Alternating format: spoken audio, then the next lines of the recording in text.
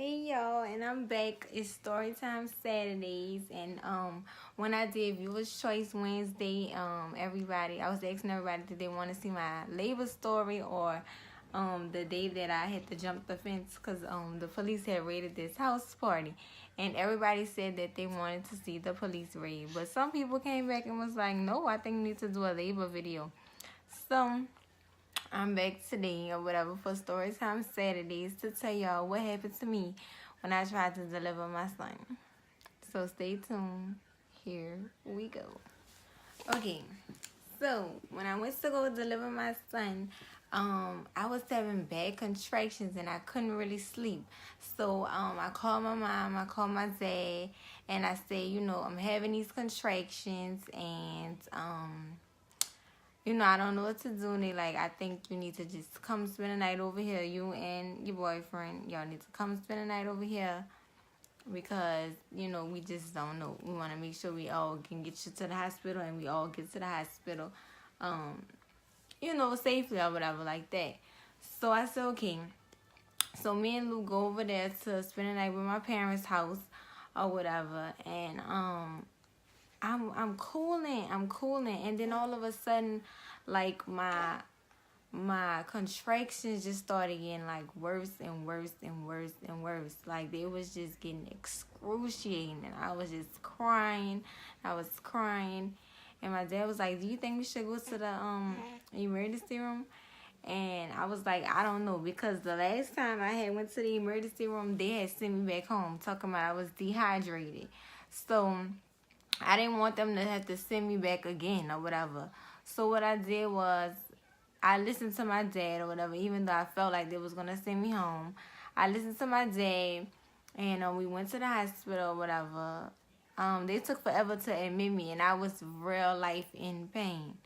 Like, and I'm just sitting there in pain, and they taking their time to admit me into the hospital. So I finally get up there, whatever. I get up there. And I'm like, I'm having, contractions. And they're like, okay, well, we're going to check you or whatever and see if you're dilating. So they checked me, and I'm 1 to 2 centimeters dilated. They're like, you either 1 or 2 centimeters dilated. They were like, we're going to keep you for an hour. And if you continue to dilate, then we're going to keep you. And if not, you have to go home because you're dehydrated. I said, okay. So I'm turning to my mom. I'm like, Mom, there's no way I'm dehydrated. Like, last time I was dehydrated, I know how it feels. And this time, it's a totally different thing. I feel a whole different way. You know what I'm saying? So I know, like, something else. I might not be having it, but something going on. So an hour passed by, and they checked me or whatever. And this time, I'm 3 centimeters dilated. So I didn't went up. So they're like, okay, we're going to keep you. So they decided to keep me or whatever. They moved me upstairs. And when I got up there, my contractions were still going. So they're like, okay, we're going to try rocking. So I'm rocking back and forth. The nurse holding my shoulders or whatever. I'm rocking like this. She rocking me. I tried the little bouncy ball that y'all always be seeing pregnant people do. I was on a bouncy ball. I was walking around, like, all kind of stuff. Like, I was up. I was good. It was hurting, but, like, I was still up. Like, walking and everything. So, I'm walking. I'm bouncing on the ball. I'm rocking side to side. I'm doing all that. Or whatever. My nurse, like, you are doing absolutely amazing. She's like, you're doing great. Just keep it up. I'm like, okay, cool. So, I'm like, man, no, my mom was like, I think we should pray the rosary or whatever, cause we Catholic or whatever. So we're like, okay, we're gonna pray. I'm gonna pray the rosary. So me and my mom in there while my contractions are going, we praying the rosary. And throughout my whole pregnancy, I was praying like, please, please, please let me and my son make it through. Like, both of us, please let us get out of the hospital happy and healthy. Like, both of us, cause they always say, like, when you get pregnant, you could die, your baby could die, both of y'all could die. But it really, like, used to happen in the olden days. You don't really hear about, like, people dying like that nowadays. But for some reason, I just kept praying about that. I know a girl who had a stillbirth, and it scared me. She's, like, my age or whatever. She went through her whole 9 months, baby shower, everything, got to the hospital, delivered the baby, and it was like a stillbirth. Scared the you know what out of me. So I just kept praying, like, please make that me and my baby can make it out safe and healthy and alive or whatever. So we praying the rosary, or whatever. We finished. And then I'm like, I'm going to take a nap. So my mom is like, she sent my boyfriend and my daddy home. She only 3 centimeters dilated. You know what I'm saying? She got to get to 10. It's going to take hours. You know, y'all go home and take a nap. Y'all got to go to work in the morning. So mama like, you know, we'll call you. Y'all go. So she sent them home. I take a nap or whatever. And so while I'm taking a nap, you know how like you just turn to like adjust yourself? So I'm like, you know, I'm in there, I'm clunked out or whatever. I'm sleeping. So I kind of like turn to, you know, like adjust myself and move. And like my water broke or whatever. So my water broke. And I'm like, oh my God, call a nurse, call a nurse. So I call a nurse. She come in there. I'm like, oh my God, my water broke. You know, what to do, what's next, blah, blah, blah, blah. And I asked her, I said, is this a good time to get an epidural? And she said, yeah. So I said, okay. So she's like, yeah, this is a great time to get the epidural. Go ahead and get it. So the man comes in there, whatever. He talking to me. He making me sign the documents. And I'm reading them. And him and the nurse come in. They like, wow, nobody's ever read it. They just sign it. I'm like, I'm not about to just be signing or anything. Y'all talking about some, yeah, well, you signed it. No. So I'm skimming it. I'm not reading the whole thing, but I'm skimming it. And I'm really like, you know what I'm saying, seeing what I'm signing. But you know, it just be the basics, like, you know, this what could happen, this the dangers, blah, blah, blah, blah, blah. You consenting to them giving you the epidural, blah, blah, blah, blah, blah. Okay, cool. So, yes, so, I get the epidural or whatever. No. That man left. He just walked out the room. Like, he left. I guess somebody called him on his beep or whatever. He left, and then some other man walking up. And he the man that gave me the epidural. So the first man that walked up in there, you know, made me sign the papers, whatever. Then he leave, and a whole nother man walk up in there. And this the man that's giving me the epidural. He was very rough. He was very mean. He was like, because I was scared. I was nervous that I was going to move. Because they be saying, you know, if you move, you could get paralyzed. So I'm scared. I'm like, I don't want to move. I don't want to make myself be paralyzed. Like, I'm nervous, you know. So I'm talking to my nurse. I'm like, please don't let me move. You know, please help me. Please help me figure out what to do. Like, I'm nervous. And I kind of, like, looked back a little bit like that. And he was like, don't turn to the back, you know. Then I can't find your veins anymore. I'm just like, calm down. Like, you know what I'm saying? I'm in the middle of labor. Like, I should be the one hostile. And I was cool. And he was like, you know, just rude and stuff. So I'm like about to click out on him. I'm about to go off on him because you doing something so serious, like a serious procedure. You should have a better attitude than that. But whatever. You dig? So, he give me the epidural, whatever. He walk out. So I'm like, I'm about to take me another nap. So he give me the epidural. I did fine or whatever. I didn't move. Thank God. But I didn't move. And so I try to, you know, go back to sleep or whatever and take me a nap. So I go down and try to go back to sleep. Not even 5 minutes later, I would say like 2 minutes, not even 5 minutes later, 2 minutes later, like a whole bunch of nurses are walking into my room. But they're walking calmly, like they're not like running in there, they're walking calmly or whatever. And so they like turning me this way, they turning me that way, they like just keep turning me. But they calm the whole time, so I'm calm. I'm not like alert. You know what I'm saying? Like when buku people walk in, they usually get alert, but they was calm, so I was chilling. So, they turning me or whatever, and I guess whatever they was trying to do wasn't working.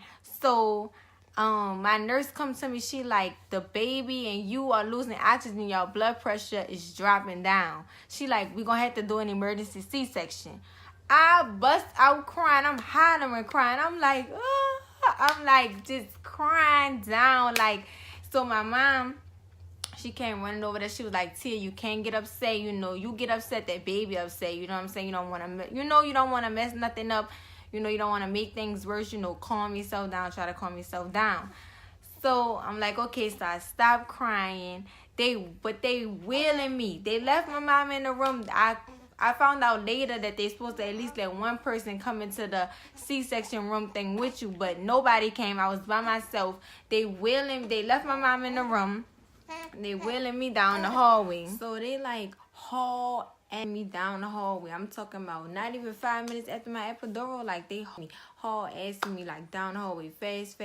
Like the girl was going so fast, she was hitting stuff. Like I was hitting the wall, my bed was hitting the wall and everything. Like it's funny now, but it wasn't funny then. But like it was like hitting the walls, trying to go so fast and all that stuff. Like it was crazy. So when I get into the room, you know, there's like a lot of doctors in there this time. So it's like a room. I'm by myself. They didn't let my mama go.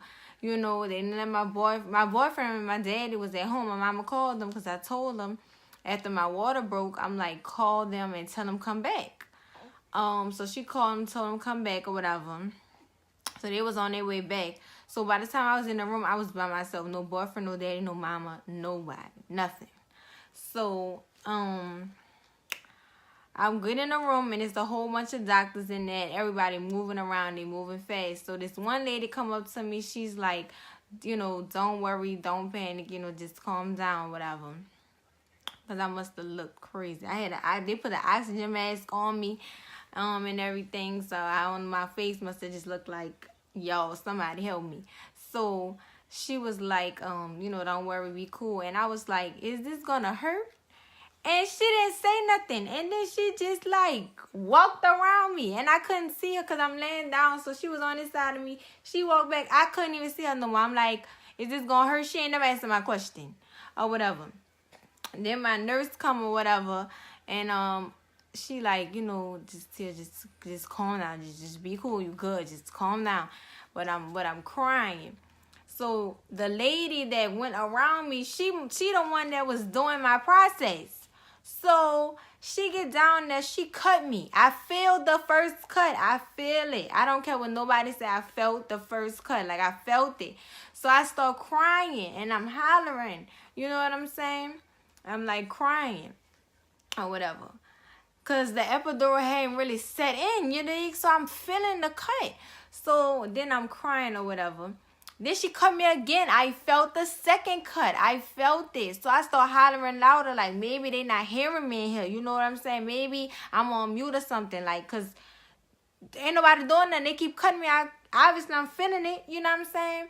So she cut me once. She cut me twice. I felt both. So then all I remember is this man came up to me. He said, look, we're going to sedate you. He squirted some juice, whatever, some kind of medicine in my mouth or whatever. He squirted it. I was out.